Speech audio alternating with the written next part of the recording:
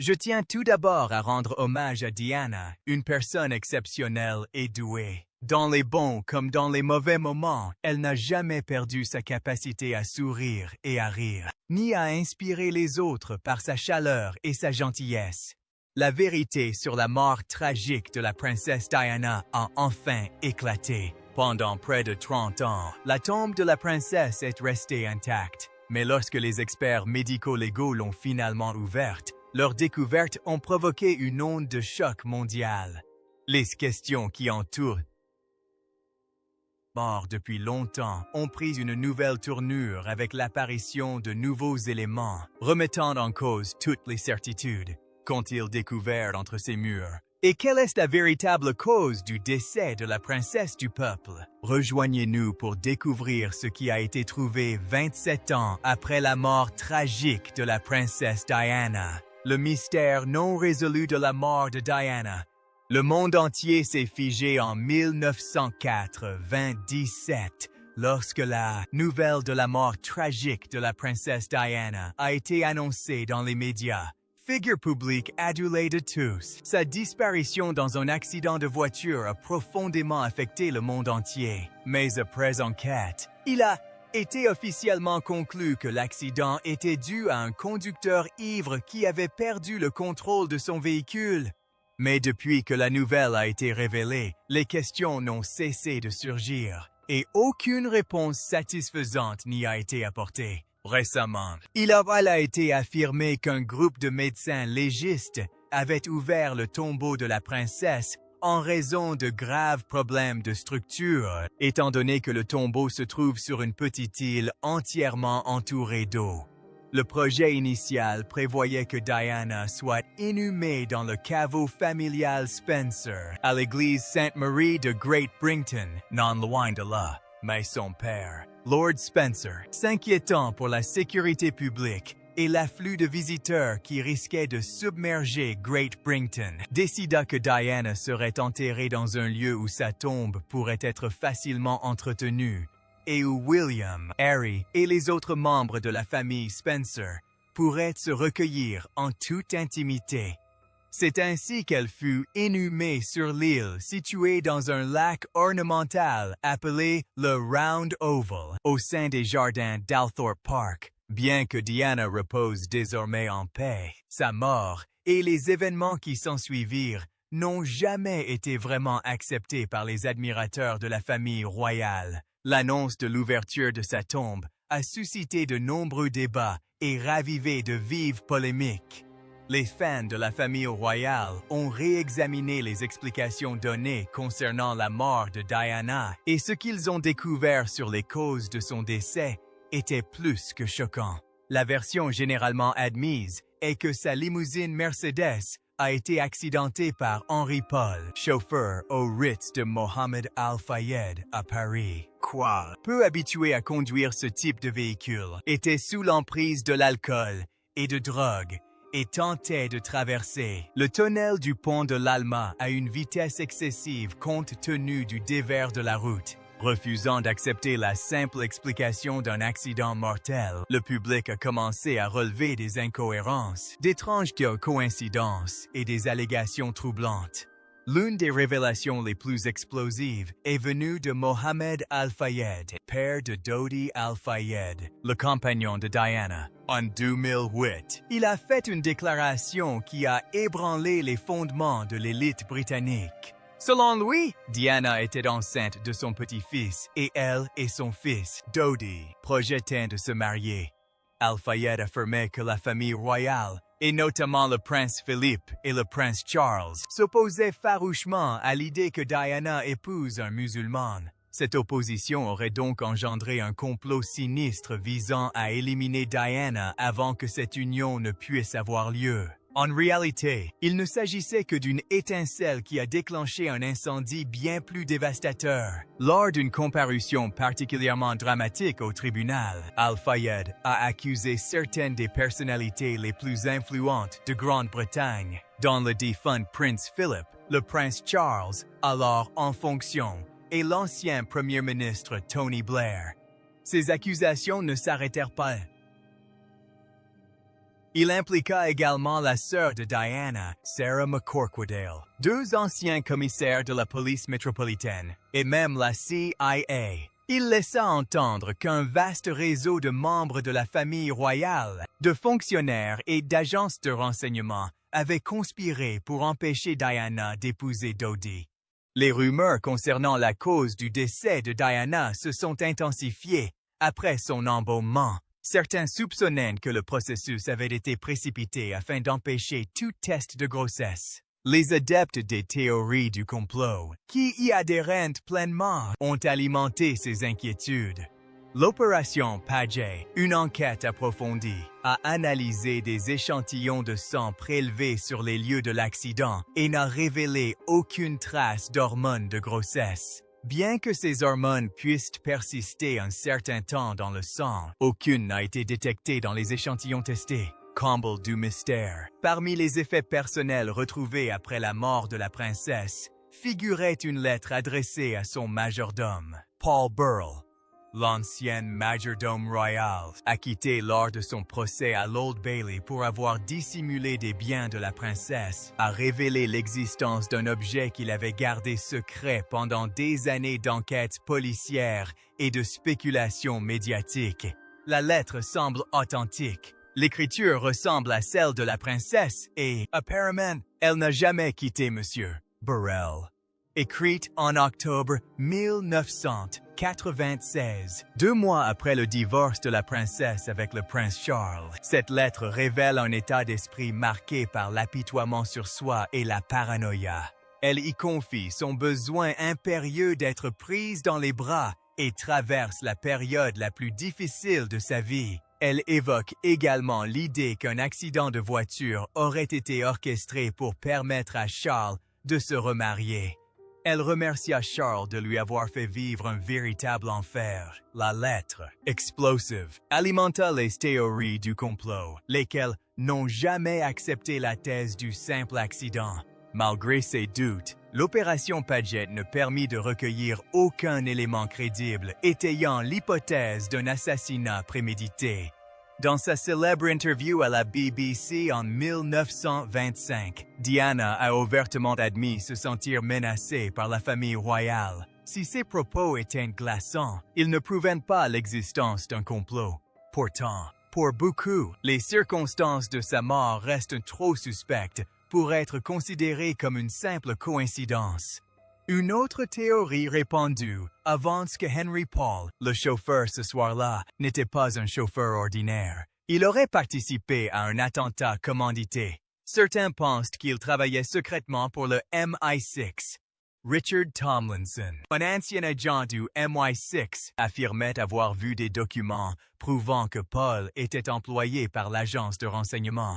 Il notait également que Paul avait disparu pendant 2 à 3 heures avant l'accident, alimentant les soupçons d'une réunion secrète ou d'ordre définitif. Malgré un salaire modeste de 35 $0 par an, Paul possédait près de 250 $0 sur son compte bancaire, ainsi qu'une somme importante en espèces. Tomlinson a émis l'hypothèse que cet argent pouvait provenir du MI6, possiblement en guise de paiement pour son rôle dans le complot présumé. Bien qu'un an après la tragédie, Tomlinson ait admis le caractère spéculatif de son affirmation. Il a soutenu que si Paul avait été un informateur du MI6, il n'aurait pas été surprenant qu'il reçoive d'importantes sommes d'argent. L'opération Paget, cependant, a enquêté sur les finances de Paul et n'a trouvé aucun lien direct avec les services de renseignement. Les enquêteurs ont conclu que sa fortune n'avait probablement aucun lien avec un quelconque complot et qu'il ne disposait pas des moyens nécessaires pour commettre un assassinat.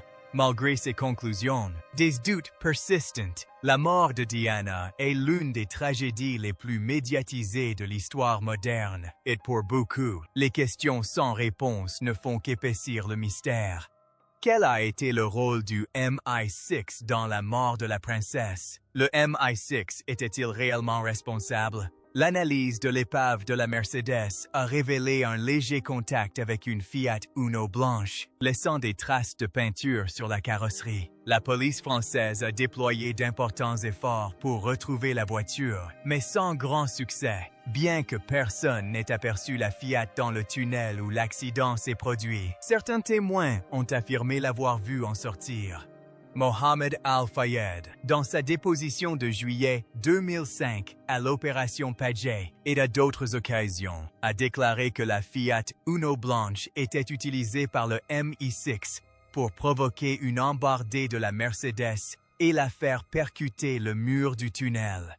Al-Fayed a également affirmé que la Fiat Uno appartenait à un photojournaliste français nommé Jean-Paul James Andanson, agent du MI6, qui avait photographié Diana dans sa villa de Saint-Tropez. En 2000, Andanson a été retrouvé mort dans sa voiture. Les autorités ont conclu au suicide.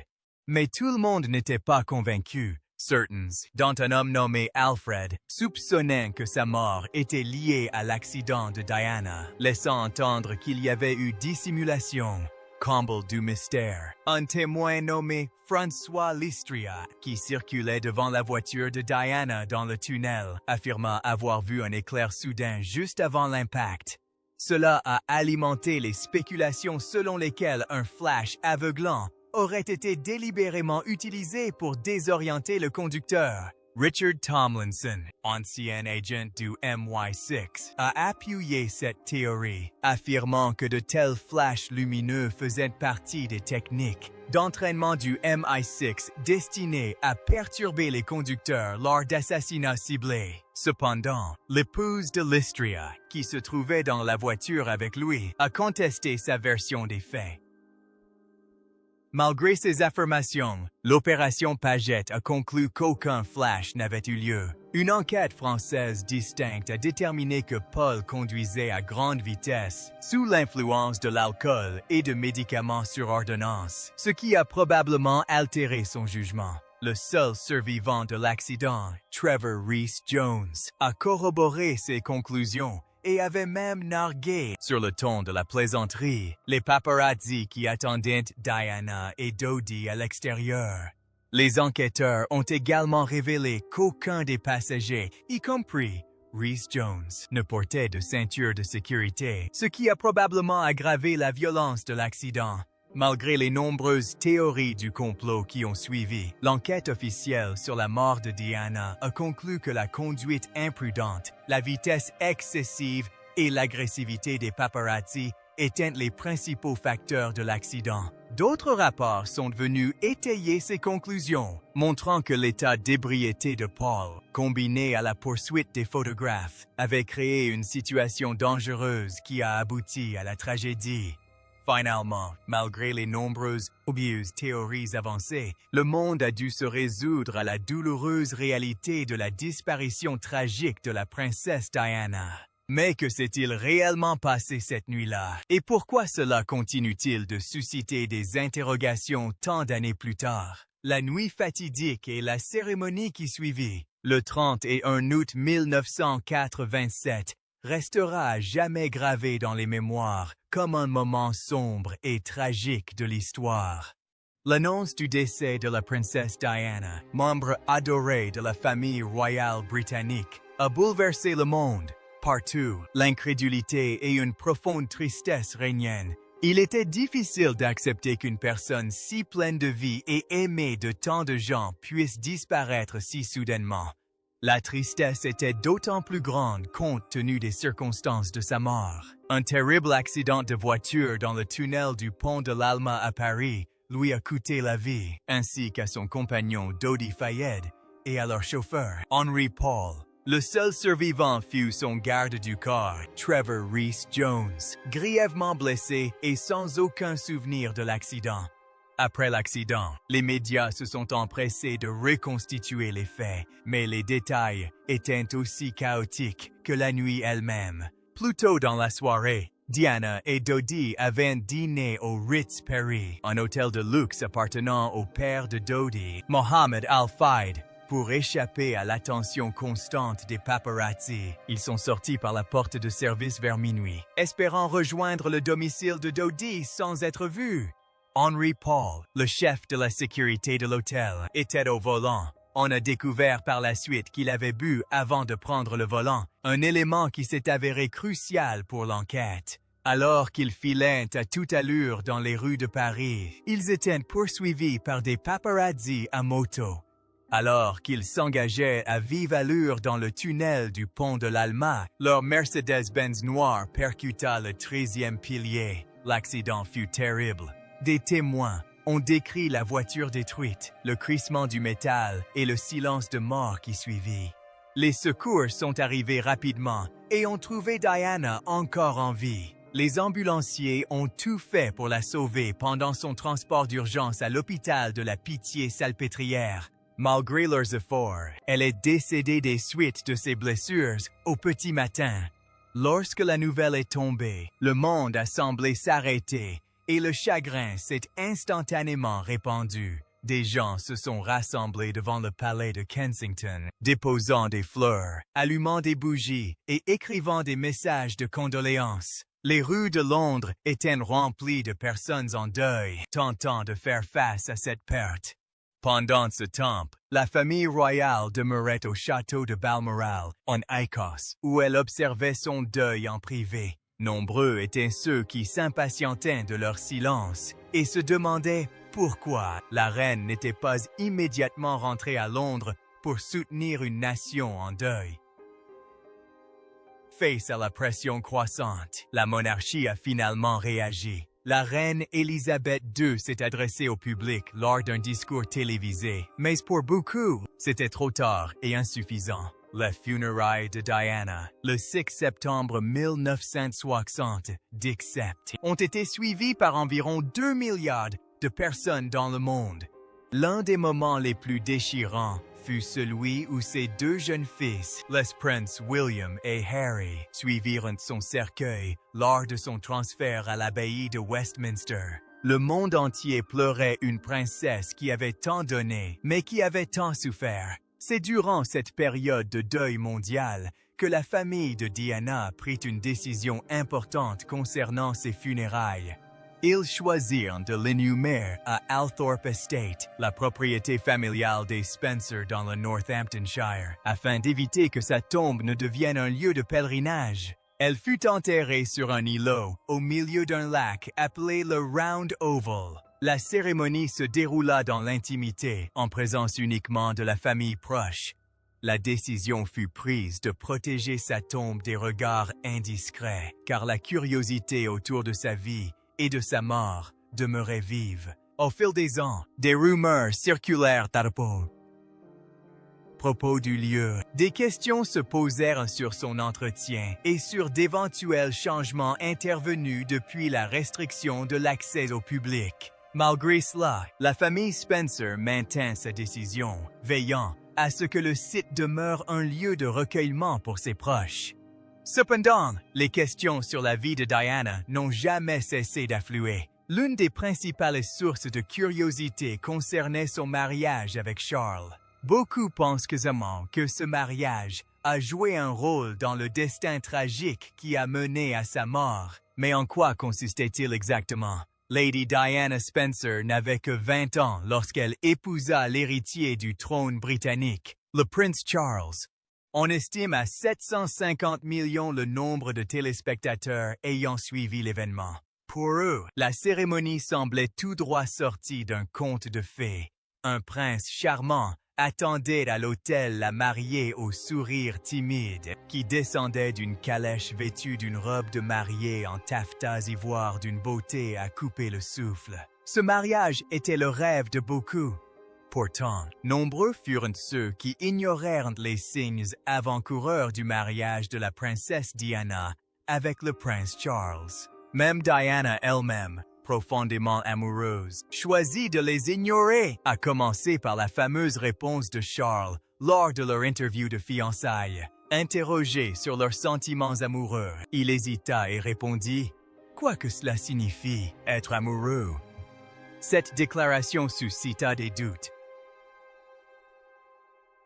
mais Diana garda espoir. Charles était tiraillé entre épouser une femme approuvée par la famille royale et suivre son cœur vers Camilla Parker Bowles. Diana, jeune noble, était convaincue que Charles était l'homme idéal pour elle. Elle suivit les conseils de son père, qui lui recommandait de se marier par amour et ignora ses propres inquiétudes. En mars 1981, quelques mois seulement avant leur mariage, Charles partit pour un voyage de 5 semaines en Australie et en Nouvelle-Zélande. Diana, aperçue en larmes à l'aéroport, révéla plus tard que ses larmes n'étaient pas liées à son départ, mais à une conversation téléphonique inquiétante qu'il avait eue avec Camilla juste avant son départ. Le 29 juillet 1981, le monde entier assistait à leur somptueux mariage royal, mais derrière les paillettes se cachaient déjà des problèmes. Avant la cérémonie, Diana découvrit un bracelet que Charles avait offert à Camilla, gravé de leurs initiales G et F. Elle trouva également d'autres cadeaux destinés à d'autres femmes, ce qui la blessa et la fit se sentir trahie. Rongée par la douleur et la jalousie, elle songea à annuler le mariage. Cependant, son père, le comte Spencer, la persuada de maintenir le projet, craignant la honte qu'entraînerait une annulation. Certains pensent que Charles a choisi Diana car elle correspondait à l'image royale, jeune, issue d'une famille noble et capable de donner des héritiers. Toutefois, le conte de fées s'est rapidement effondré. Lors de son mariage, Diana fit un choix discret mais audacieux. Elle omettait le mot « obéir » de ses vœux, manifestant ainsi son désir d'avoir son mot à dire au sein de la famille royale. Mais la vie de princesse était loin d'être facile. Elle se sentait seule, peu soutenue par Charles, qui restait proche de Camilla. La pression des obligations royales et l'attention médiatique constante devinrent insupportables. Diana souffrit de boulimie et lutta contre un manque d'estime de soi.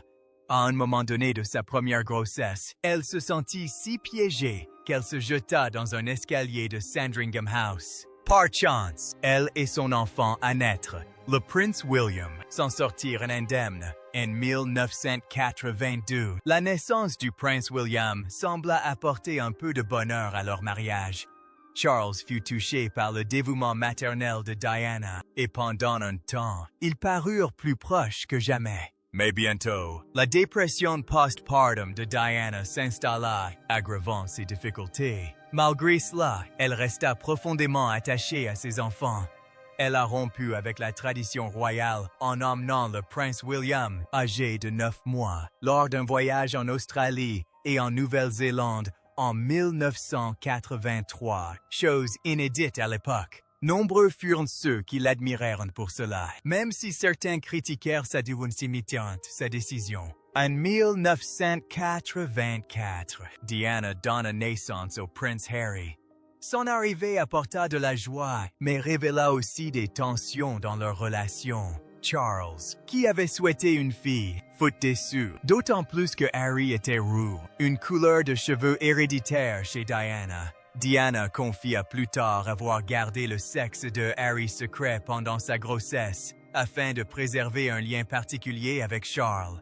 Mais sa réaction à la naissance ne fit qu'accroître son sentiment de rejet et son stress. En coulisses, leur mariage se délitait. La liaison de Charles avec Camilla et les pressions de la vie royale les éloignèrent davantage. Mais les problèmes de Diana ne se limitaient pas à son mari. Ses relations avec la famille royale étaient également tendues. Après sa mort tragique, nombreux furent ceux qui se demandèrent quel secret son décès révélait sur ce monde royal complexe. Mais au-delà de cela, comment Diana a-t-elle géré ses difficultés personnelles face à ses devoirs royaux? La princesse du peuple, malgré les immenses épreuves personnelles auxquelles elle a été confrontée, Diana a absolument refusé de se laisser définir par l'adversité. Au contraire, ces difficultés n'ont fait que renforcer sa détermination à avoir un impact significatif sur le monde. Elle comprenait la douleur et l'isolement, et plutôt que de se replier sur sa propre souffrance, elle choisit de tendre la main à ceux qui en avaient le plus besoin. C'est cette compassion inlassable qui la rendait véritablement extraordinaire.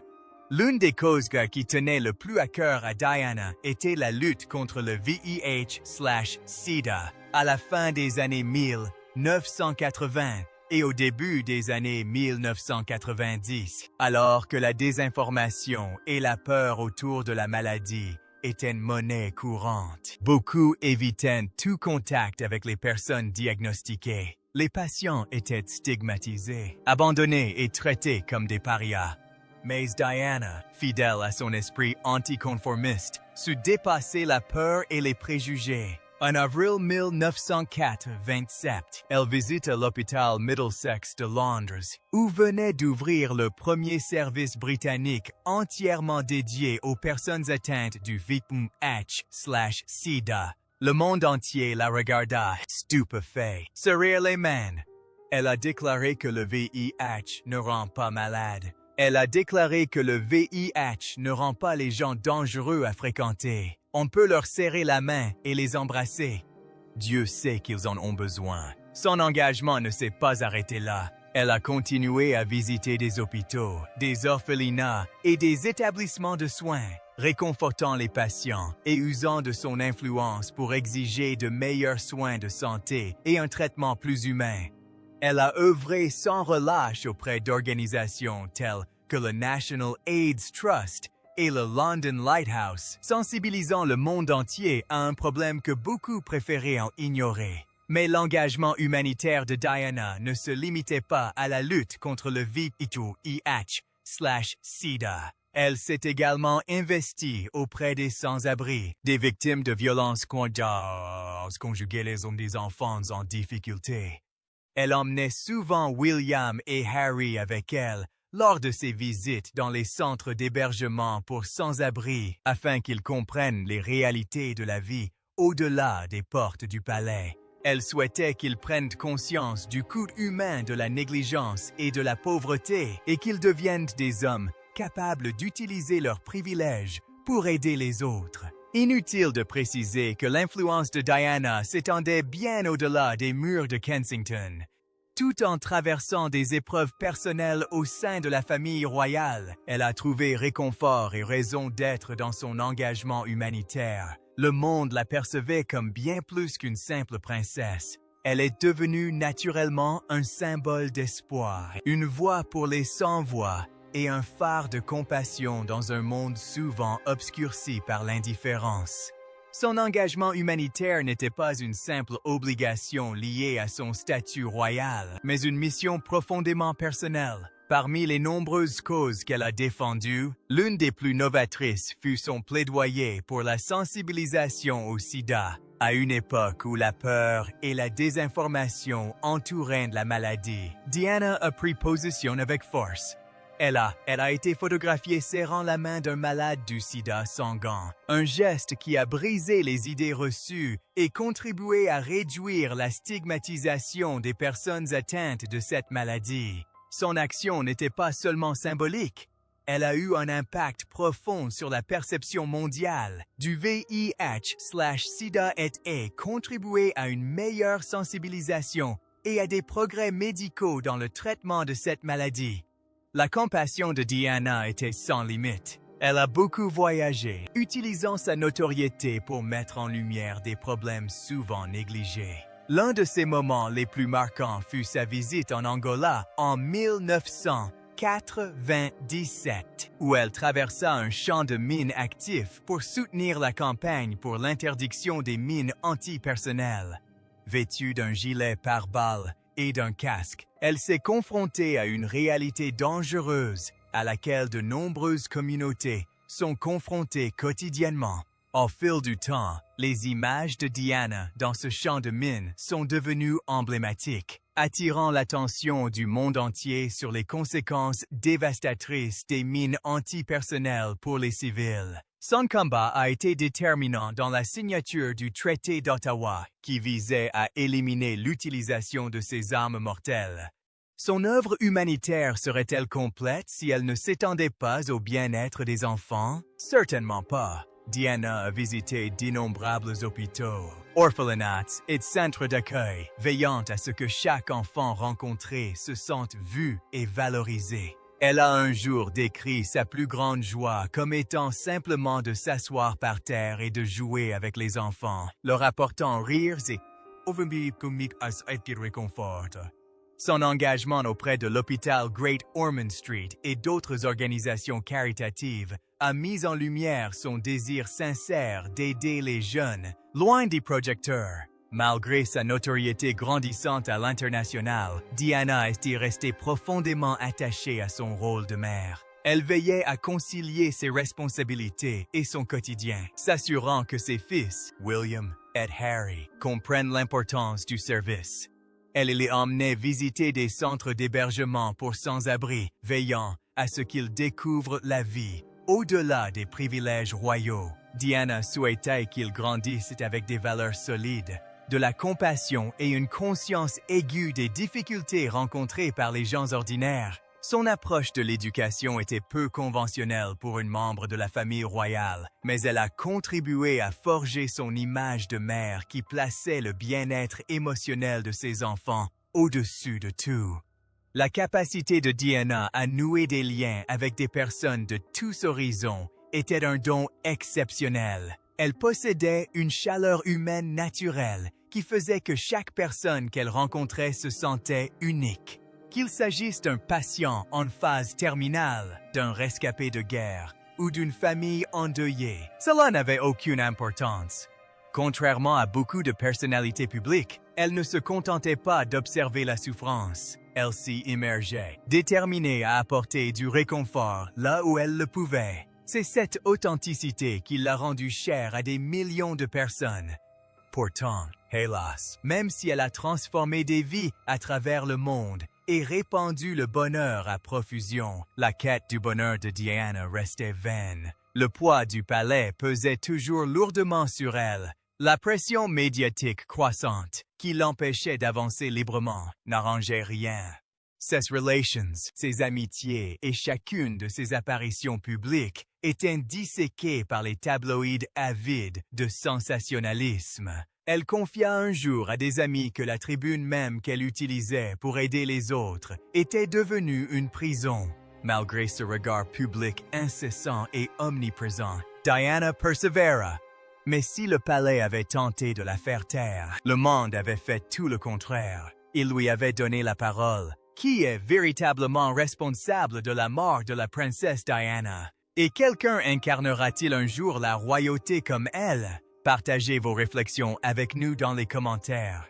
N'oubliez pas d'aimer, de partager et de vous abonner pour plus de contenu. Cliquez ensuite sur la vidéo suivante qui s'affiche à l'écran. Vous allez adorer!